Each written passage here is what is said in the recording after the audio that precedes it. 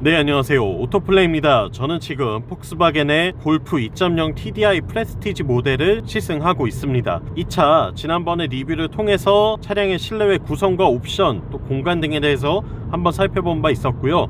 이번에는 차를 타고 직접 주행하면서 느껴지는 부분들에 대해서 전달 드리고자 합니다. 일단은 골프 2000cc급 4기통 디젤 터보 엔진을 탑재하고 있습니다. 이 차의 파워트레인은 사실상 지구상에서 가장 진보에 있는 친환경 디젤 엔진이에요. 폭스바겐은 부정할 수 없는 한 차례의 홍역을 겪었기 때문에 특히나 이 디젤 엔진을 관리하고 또 친환경성을 확보하는 데 있어서 훨씬 더 노력을 기울이고 있습니다. 때문에 탄생한 이 최신의 EA288 에보 엔진을 통해서 배출가스는 최대한 줄이고 그러면서도 연비 효율은 최대한 높이면서 동시에 이 내구성과 소비자들이 원하는 성능을 낼 수 있는 수준의 차를 만들기 위해서 정말 끊임없이 노력했고, 그 결과물이 바로 이 8세대 골프에 탑재되어 있는 건데요. 국내에서는 이게 가솔린 모델 없이 고성능차가 아닌 일반 모델은 디젤만 나와서 좀 아쉽다라고 하시는 분들이 계시는데, 생각해보면 골프는 어쨌거나 이 장거리 주행 그리고 주행거리가 많은 분들에게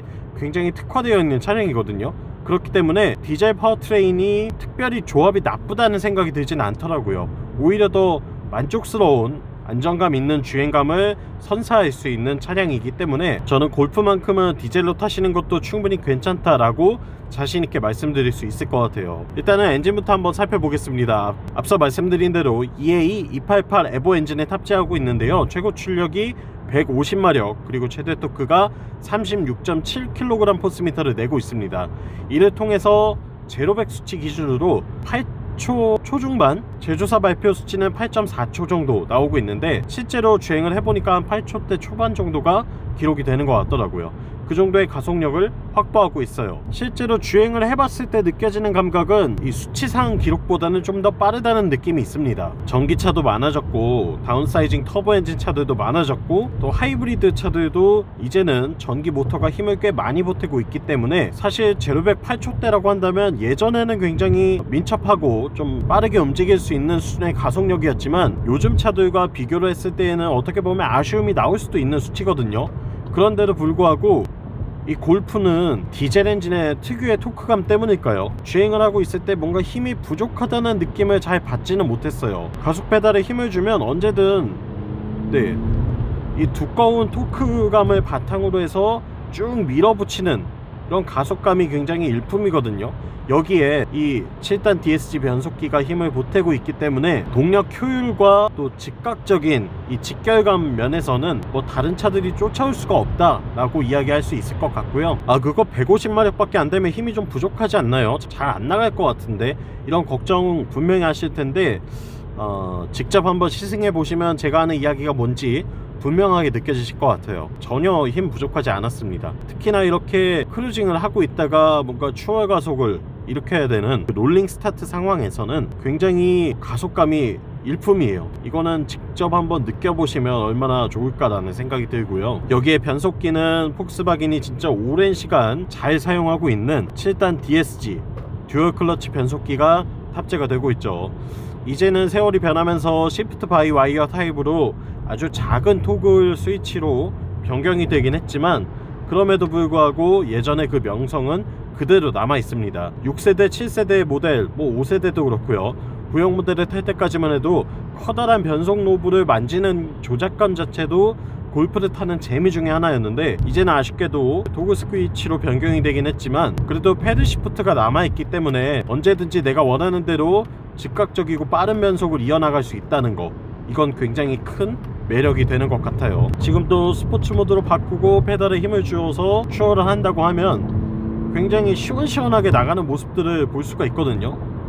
이런 모습들 때문에 독일차, 그 중에서도 이런 골프 같은 차들을 선호하시는 이유가 되기도 합니다. 이 차는 고속도로에서 뭐 최고속도로 쭉 크루징을 한다고 하더라도 전혀 문제가 되거나 아쉬움을 일으키지 않거든요. 그리고 서스펜션 같은 경우에 전륜에 맥퍼슨 스트럿, 후륜에는 멀티링크 구조를 탑재하고 있고요. 뭐 말해 뭐 하겠습니까? 50년 동안 이 차를 팔아왔어요. 50년 동안 8세대에 거쳐서 그리고 독일에서 생산해서 팔아왔기 때문에 아우토반을 질주해야 하는 차거든요. 그런 점에서 봤을 때 이 고속주행감은 뭐 이로 말할 필요 없이 정말 일품이라고 평가할 수 있을 것 같고요. 기본적으로는 굉장히 탄탄한, 이 탄성이 강한 서스펜션의 세팅 구조를 갖고 있어요. 근데 승차감이 그렇다고 해서 막 탑승객을 쳐내듯이 딱딱하냐, 뭐 통통 튀냐 라고 봤을 때는 그런 느낌은 또 아니거든요. 이게 저속에서 뭐 방지턱을 넘는다거나 요철을 지난다거나 했을 때에는 꽤나 스무스하게 움직여주는 모습들을 볼 수가 있고, 분명히 탄성이 존재하긴 하는데 이 운전자를 팍 쳐내는 게 아니라 계속 잡아주고 있습니다. 그러면서 빠르게 이 자세를 회복하려고 노력하는 스타일의 서스펜션이 탑재되어 있기 때문에 고속주행을 할 때나 시내주행을 할 때나 전혀 아쉬움을 느낄 새가 없다는 거, 이거는 참고하시면 좋을 것 같아요. 그리고 주행감 면에서도 고속도로에서 빠르게 달리고 있을 때에도 주행 안정감을 완벽하게 확보할 수 있는 자동차 중에 하나죠. 골프 GTI 같은 모델들이야 뭐 워낙 고성능차로 유명하고 널리 알려졌으니까 아시겠지만, 이런 TDI 모델들만 하더라도 전혀 문제가 되지 않습니다. 독일 아우토반에서는 이런 차 타고도 200km로 질주를 하고 이러거든요. 그게 뭐 빠르게 막 레이싱을 하고 경주를 하기 위해서가 아니라 그냥 그분들은 일상적으로 다니는 속도가 그 정도이기 때문에 언제나 안정감 있는 주행감을 확보할 수 있다는 거 참고해 주시면 좋을 것 같아요. 그리고 핸들링, 이 차는 굉장히 특이한 기능이 하나가 탑재가 되어 있죠. 전륜구동이지만 이 전륜구동의 한계를 깰 수 있는 전륜의 디퍼런셜 전자제어 시스템이 탑재가 되어 있습니다. 때문에 코너를 돌아 나갈 때에 이 앞에 좌측 우측 바퀴의 회전수 제어를 통해서 좀 더 빠르고 깔끔하게, 그리고 언더스티어 없이 코너를 완벽하게 탈출할 수 있는 그런 기능을 탑재하고 있어요. 사실 예전에는 이전 세대 모델까지만 해도 GT가 붙는 GTI, GTD 그런 고성능 골프에만 탑재되었던 기능인데요, 이제는 일반 모델에서도 충분히 누려볼 수 있습니다. 골프 TDI만 구입하시더라도 전자식 디퍼런셜 기능이 탑재가 되기 때문에 핸들링 성능의 만족감을 충분히 느끼실 수 있다는 거, 이것도 굉장히 큰 장점이 되는 것 같습니다. 네, 또한 브레이크 성능은 원피스톤 캘리퍼가 탑재되기는 하지만 이 제동을 할 때 브레이크 페달을 밟는 담력이 굉장히 일정하고요, 꾸준하게 반응해 주기 때문에 일상주행에서는 특별히 아쉬움을 느낄 일은 전혀 없을 것 같고요. 또한 연비 이야기를 하지 않을 수 없는데요, 이 차는 뭐 연비가 엄청납니다. 복합 연비를 보셔서 이미 아시는 분들도 계시겠지만 실연비 기준으로도 제가 이 차를 타고 지금 250km 정도 주행을 했거든요. 250km 정도 주행하는 동안 기록하고 있는 평균 연비가 리터당 19.1km가 나오고 있어요. 이렇게 그냥 쭉 뻗은 고속도로만 달린 것도 아니고요, 국도도 달리고 시내 주행도 꽤나 많이 했고요. 이번 시승 때는 고속도로를 오히려 많이 달리진 못했고 날씨가 좋지 않은 날이 꽤 많았기 때문에 오히려 좀 악조건 속에서 주행을 했는데도 불구하고 연비가 굉장히 잘 나오더라고요. 그리고 지금처럼 이렇게 크루징을 하고 있을 때 기준으로만 따져본다면 리터당 20km는 커녕 뭐 30km를 기록하는 일들도 확인할 수가 있었습니다. 아마 이거는 골프 동호회 같은 데만 가보셔도 실제 오너들이 뭐 연비 30 찍었어요 이러는 거 많이 보셨을 거예요. 보실 수 있기 때문에 제가 굳이 강조하지 않겠습니다.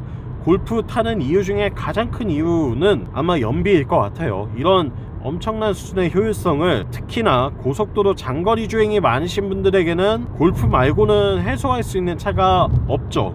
폭스바겐 골프 이런 분들께 추천드리고 싶습니다. 나는 장거리 주행을 많이 해요. 특히나 국도나 고속도로를 많이 타면서 연간 최소 25,000km는 타요.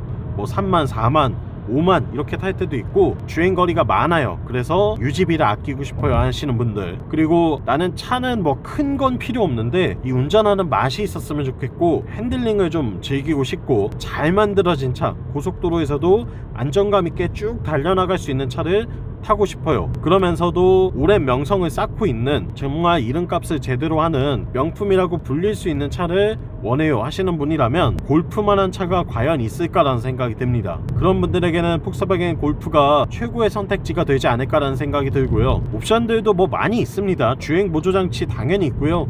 고속도로에서 정전식 스티어링 휠을 탑재하고 있기 때문에 이 핸들에 손만 대고 계셔도 반자율 주행 활성화 시킬 수 있어요. 보시는 것처럼 네, 이렇게 트래블 어시스트 기능을 활성화 시켜 놓고 있으면 내가 설정한 속도에 맞춰서 앞차와의 거리를 잘 유지하면서 똑똑하게 차선 유지를 해나가는 모습도 확인할 수가 있습니다. 그런데 물론 이런 기능이 있지만 골프는 사실 직접 운전할 때 너무나 만족도가 높고 재밌는 차거든요.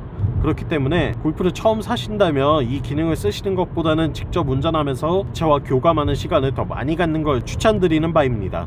끝으로 이 차의 장점, 제가 생각하는 이 차의 최대 장점 한 가지, 바로 5년 15만 킬로미터의 무상 보증 기간이에요. 자그마치 5년 동안 보증을 해주는 것도 모자라서 여느 차들의 10만 킬로미터가 아니라 15만 킬로미터까지 보증을 해주거든요. 그러니까 여러분들이 연간 3만 킬로미터씩 5년 동안 타시더라도 돈 들어갈 일이 하나도 없습니다. 고장에 대한 우려, 소모품 이런 것들 굳이 크게 걱정하실 필요 없어요. 진짜 오일만 잘 갈아주고 타이어만 잘 교체하시면서 타시면 아무 문제 없이 만족스럽게 차를 운행하실 수 있을 거예요. 그렇기 때문에 그 점에서 봤을 때에도 저는 주행거리가 많은 분들에게는 특히나 골프를 추천드리는 바입니다. 뭐 단점이 하나도 없냐? 그걸 따져봤을 때 단점으로 지적할 만한 부분은 없지는 않아요. 일단은 방음 성능이 막 중형차급으로 뛰어나지 않습니다. 이 차는 준중형급 컴팩트 해치백이기 때문에 방음 성능에 있어서는 조금 내려놓으시는 게 좋을 것 같고요. 그리고 두 번째는 이게 시트가 지금 약간 알칸타라 소재로 되어 있는 직물 느낌의 시트를 적용을 하고 있어요. 그렇기 때문에 이제 통풍 시트 적용이 되어 있지 않기도 하고요. 그 부분에서 아쉬움을 느낄 수도 있겠다는 거, 이 두 가지 정도만 제외를 한다면 충분히 만족스럽게 타실 수 있지 않을까. 그리고 혼자 또는 둘이 타는 게 아니라 막 가족을 이끌고 3명, 4명 가족이 타신다 라고 했을 때는 저는 추천드리지 않습니다. 혼자 타는 일이 제일 많고 그러면서 가끔씩 2명 정도가 타시는 차라고 했을 때에 그 정도일 때 딱 적합할 것 같아요. 네, 지금까지 오토플레이였고요. 영상 유익하셨다면 구독과 좋아요로 응원도 많이 부탁드리고요. 전 다음 시간에 또 재밌는 차의 시승기로 돌아오겠습니다. 다음번에 또 만나요. 안녕.